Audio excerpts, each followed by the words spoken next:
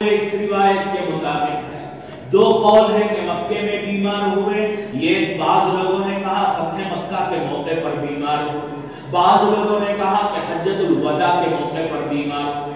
دونوں کے درمیان شارحین نے تطبیق اس طرح سے لی کہ دو بار بیمار ہوئے حضرت سعد، ایک بار حجۃ الوداع کے موقع پر، ایک بار فتح مکہ کے موقع پر۔ دونوں موقعوں پر سرکار نے عیادت کے لیے حضرت رسول اللہ تشریف لائے، دونوں موقعوں پر سرکار نے آپ کی عیادت کی۔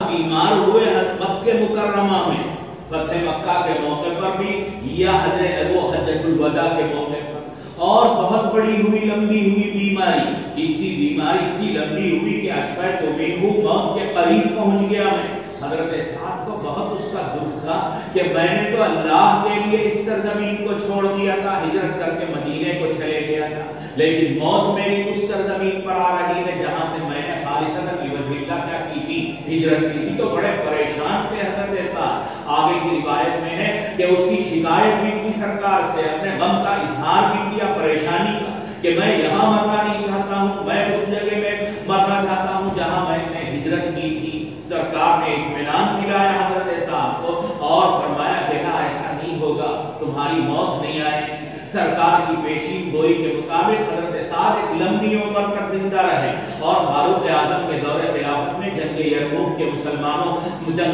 میں مسلمانوں کی سپہسالاری کی، تو انتقال نہیں ہوا۔ سرکار کی پیشین گوئی بالکل درست ثابت ہوئی، صحیح ثابت